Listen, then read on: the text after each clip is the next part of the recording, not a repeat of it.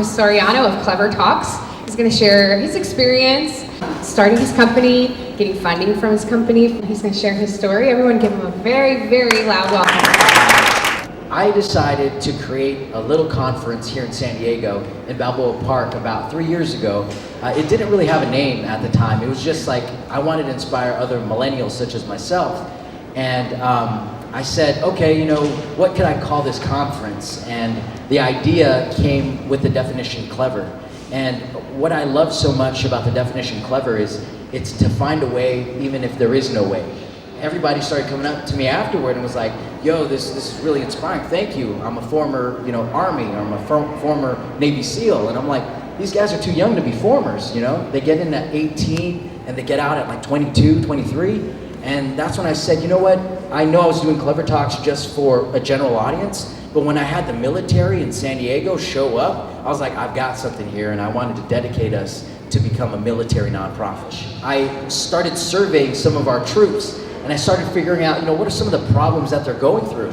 And one of the main problems that they experienced was finances. They all were struggling financially, and they all wanted to become entrepreneurs for some reason.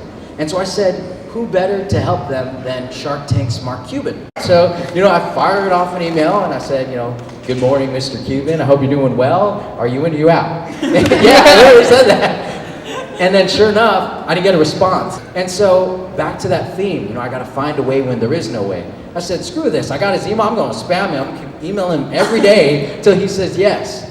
And a week later, nothing. Another week. I was just like, man, I really messed up with that sentence, are you in or you out? And sure enough, I threw off one last email in my last attempt, and 30 minutes later, he responded, and he says, I'll be there. And so from there, I contacted all the military bases. I was like, yo, Cuban's coming to town. I didn't even know if he really was, because he just said, I'll be there. So, and then sure enough, that happened. It's crazy, how I never would have thought what persistence would get you, what ideation would get you, and how far I've come just from a small little conference to now one of the biggest military conferences here in San Diego. Sweat equity is the best equity, and that's what got me.